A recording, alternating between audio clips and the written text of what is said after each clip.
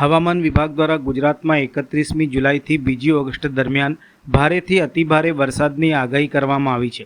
રાજ્યના અનેક જિલ્લાઓ માટે રેડ અને હાઈ એલર્ટ જાહેર કરવામાં આવ્યા છે।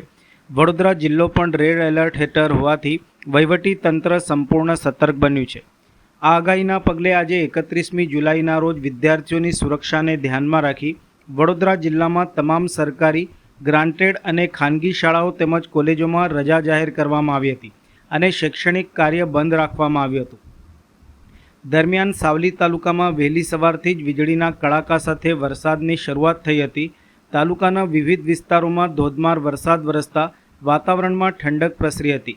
ભારે વરસાદની સંભાવનાને ધ્યાનમાં રાખીને સમગ્ર તાલુકાનું વહીવટી તંત્ર એલર્ટ મોડ પર રહ્યું હતું અને પરિસ્થિતિ ઉપર સતત નજર રાખવામાં આવી રહી હતી। આ સમાચાર લખાય છે ત્યાં સુધી તાલુકાની સ્થિતિ સામાન્ય હતી। કેટલાક વિસ્તારોમાં વરસાદનું જોર ઘટ્યું હતું અને ક્યાંક વરસાદ થંભી ગયો હતો। જો કે હવામાન વિભાગની આગાહીને ધ્યાનમાં રાખીને તંત્ર દ્વારા નાગરિકોને સાવચેતી રાખવા અપીલ કરવામાં આવી હતી।